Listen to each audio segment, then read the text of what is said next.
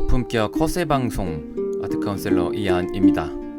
그림 감상법이라는 주제로 이야기를 해보겠습니다. 솔직히 정답이 없는 그림 감상법이죠. 시작하기 전에 구독, 좋아요 꾹 마모스.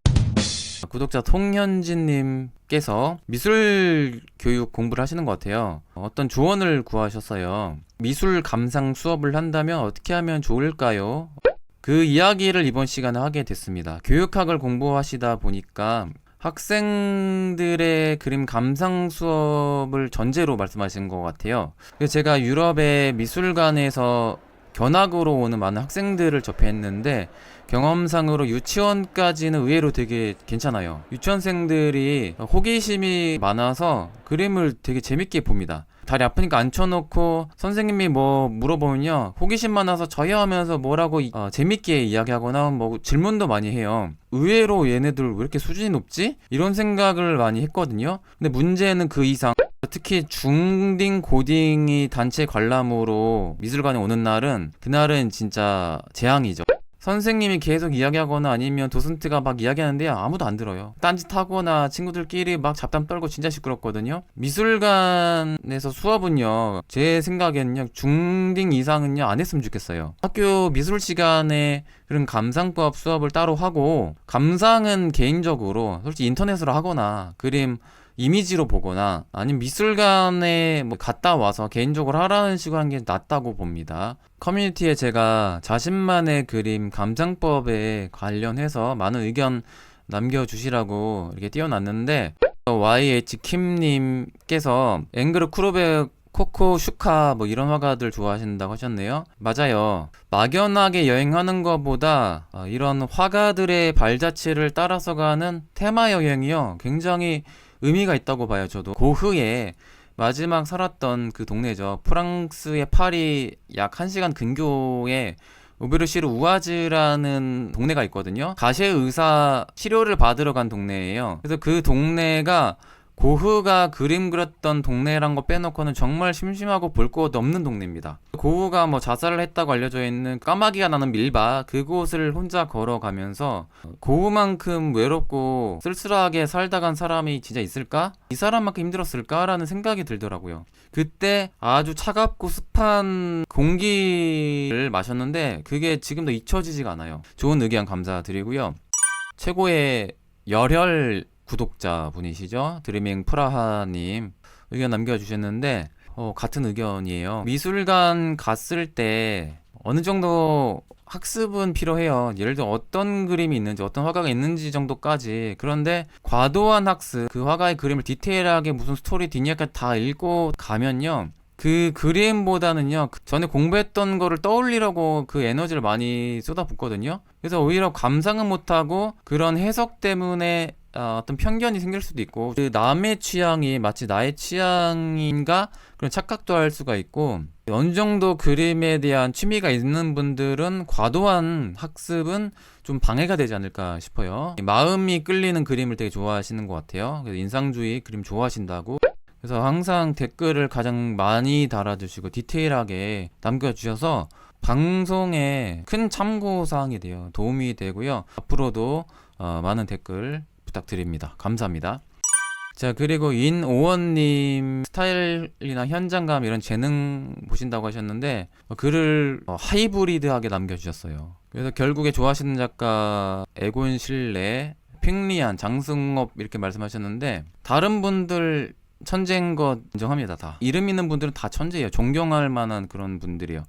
초기 유튜버 시절에 작년밖에 안 됐는데 방송 올리면 어느 누구도 관심 없고 구독자 10명도 안 올라갈 시절에 그때 댓글 달아주셨던 아주 고마운 분이거든요. 제가 그래서 어떻게 있겠어요? 인오원님 헌정 방송도 했어요. 피카소. 궁금하신 분들 있으면 방송하겠다고 했는데 궁금하다고 굳이 댓글 달아주셔서 방송을 했죠. 그리고 제 말투가 귀엽다고 해서 한 하루 정도 찜쿵했었는데 어떤 여성분일까? 그런데 남자분인 거 알고 환상에 깨졌다는.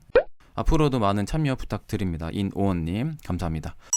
단골 구독자님이시죠. 아까진 끼방님께서 스토리를 말씀하셨어요. 스토리를 알고 보는 거하고 모르고 보는 것과 다릅니다. 그래서 그냥 보는 것보다 알고 보는 것의 매력이 진짜 있어요. 그래서 어딜 가도 현장에서 해설을 듣는다고 말씀하셨는데, 고야의 강아지 그림을 아직도 잊혀지지 않는다고 말씀하셨는데, 고야의 말년 블랙 페인팅 작품은 나중에 발견돼서 이런 논란도 있어요. 고야의 작품 아니라는 그런 설도 있거든요.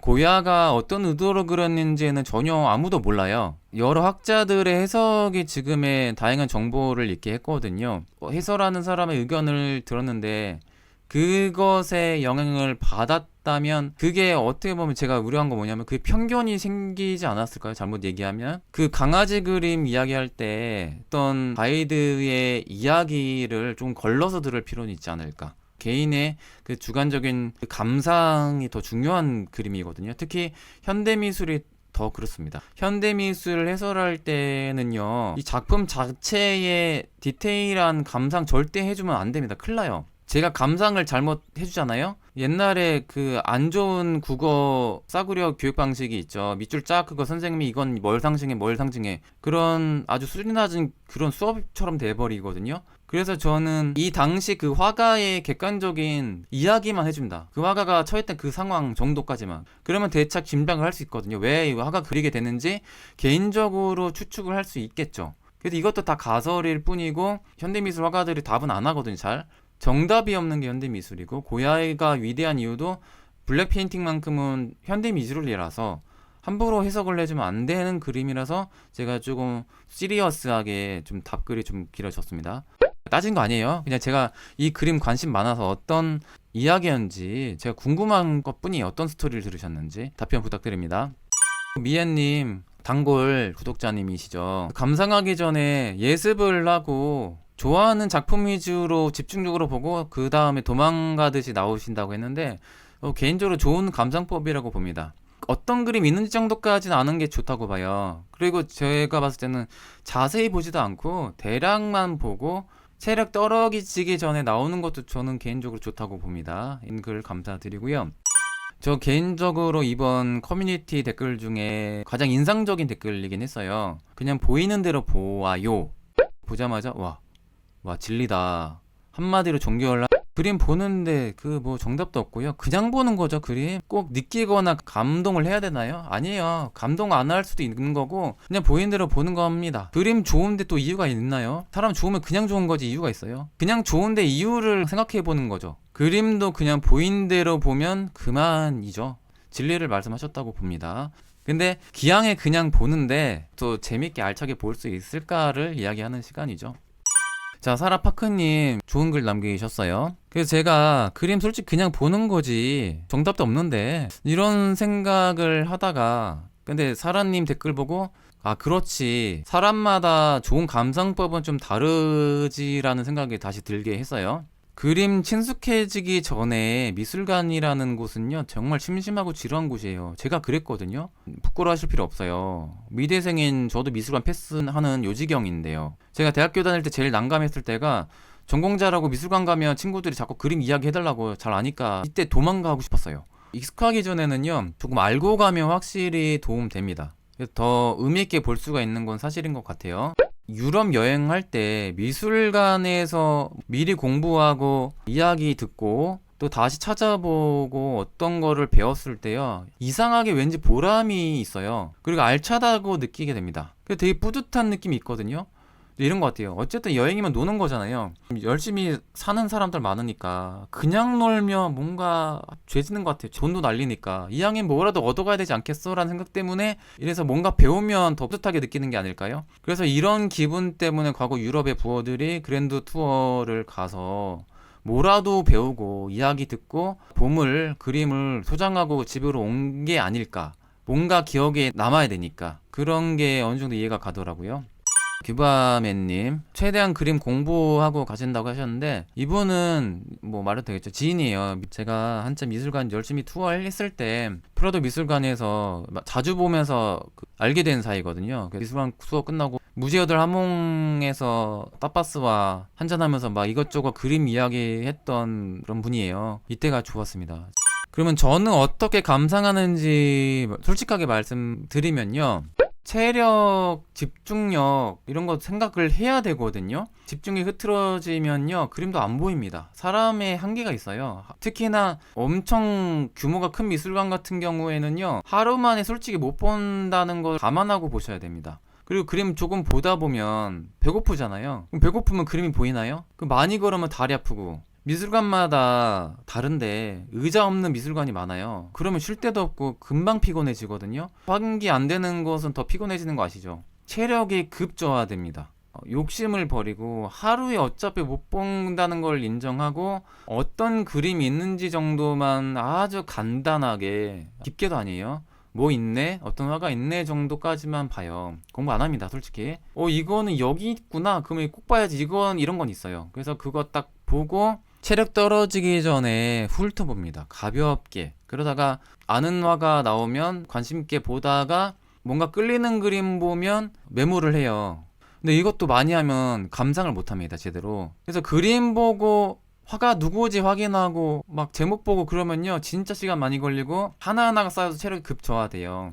만약에 미술관 하루 다 잡으시는 분들은 오전에 가신 다음 식사하시고 충분히 쉬고 오신 다음에 다시 들어가시는 걸 추천해드리고, 근데 아시죠? 미술관 한번 나가면요 다시 들어오기 싫어지는 거. 그래서 제가 봤을 때는요 적당히 욕심을 버리세요. 하루에 어차피 다 못 봅니다. 메트로폴리탄 대형 박물관, 루브르 하루 만에 못 봐요 어차피. 그래서 중요한 그림만 봐도 시간 모자라는 곳들이니까 마음을 비워야 되지 않을까 싶어요.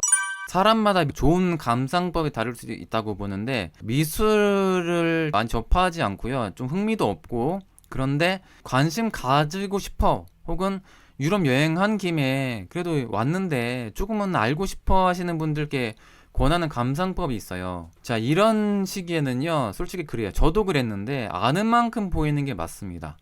초반에 너무 과하게 그냥 감상하세요 막 하면요 진짜 지루하거든요. 미술관 아예 관심조차 생기지 않을 수도 있어요. 자신에 대해서는요 아직 모르는 게 너무 많거든요. 해보지 않으면 아무도 자신에 대해서 몰라요. 편견을 깨시고 의외로 그림을 보는 안목이 좋을 수도 있거든요. 제가 말씀드렸죠, 그림을 많이 아는 것과 그림 감상을 잘하는 것과 다르다고 그랬어요. 학습에 의해서 그림을 좀 볼 줄 아는 것과 그런 학습이 아니라 그림을 보는 눈썰미가 좋은 분이 있거든요, 분명히. 이것도 타고나는 거예요. 정말 감상하는데 재능이 있는 분들이 있습니다. 근데 의외로 자신이 이제까지 그림 관심도 없었던 사람이래요. 나 자신에 대한 편견 깨시고 한번은 들어보세요, 그림 이야기. 그러면 의외로 그림의 신세계로 입문하실 수도 있습니다. 처음 가는 유럽의 좋은 미술관에서 해설을 듣는 것도 좋은 방법이라고 봐요. 혹은 간단하게 공부를 하고 가는 것도 좋은 방법이죠. 이건 있어요. 최대한 질 좋은 가이드 투어를 들으시길 권장합니다. 경험 통해서 말씀드리는데, 잘못 들으면 초짜가 그림 전문가 행사하는 경우 있거든요. 잘못 들으면 뇌가 오염될 수가 있으니까 안 듣는 이만 못할 수가 있거든요. 신중하게 잘 고르시는 게 좋습니다. 만약에 괜찮은 가이드 못 가면 그냥 미리 유튜버 좋은 방송 듣고 가는 게 차라리 나아요. 초반에 그림이 익숙하지 않은 분들은 그림 자체의 감상보다는 그 외적인 화가의 스토리 통해서 흥미를 느낄 가능성이 있거든요. 이야기를 가볍게 듣고 흥미롭게 바라보는 그런 단계가 지난 다음에 나중에 화가들의 서적을 읽어보면서 서치를 하면 새로운 취향, 관심사가 되지 않을까 싶습니다. 어느 정도 그림을 좋아하고 감상하는 것을 좋아하는 분들께 권장하는 감상법이 있어요. 혹은 그림 자세히는 모르는데 미술관은 그냥 좋다, 이런 분들께 권하는 감상법인데, 미술관 가시면 일단 전날에 어떤 화가 있는지 정도만 정말 간단하게 서치만 하시고, 이런 분들 안 하셔도 됩니다. 그냥 이미지 위주로 편견 없이 그냥 있는 대로 그냥 보고 느끼세요. 그냥 보는 거예요. 미술관 진짜 산책하듯이 훑어보세요. 그러다가 괜찮은 이미지가 있으면 자세히 보시고 살짝 메모 정도만. 이것도 많이 하면 집중이 안 됩니다. 힘들어요. 이전에 학습을 통해서 좋아지는 화가가 있었다면 이제는 작품 자체를 통해서 뭔가 와닿았거나 작품 자체가 좋아진 화가들을 한번 추가해 보세요. 편견 없이 내가 그냥 끌리는 그림을 보고 느낀 것에 대해서 메모를 해도 좋죠. 그래서 내가 처음 느꼈던 그런 것과 공부를 한 다음에 비평가라든지 전문가들의 글과 어떻게 다른지 비교하는 그런 재미를 느껴보면 훨씬 좋을 것 같아요. 그런 화가들이 추가되다 보면 그런 자신이 끌리는 그 화가들의 공통분모가 있을 수도 있거든요. 그런 공통분모를 알다 보면 나에 대한 그런 성향도 알 수가 있고 취향이 이제 생기는 거죠. 사람이 나에 대해서 모르는 게 많잖아요. 자신에 대해서. 나를 찾아가는 방법 중에 하나가 저는 그림 감상도 중요한 역할을 한다고 봅니다. 그래서 그런 거를 전 개인적으로 추천을 해드립니다. 결국에 그림 감상에는 정답이 없습니다. 그냥 보는 건데 이왕이면 재밌게 의미있게 보는 방법에 대한 이야기를 해드리는 시간이었습니다. 저는 이한이었습니다. 감사합니다.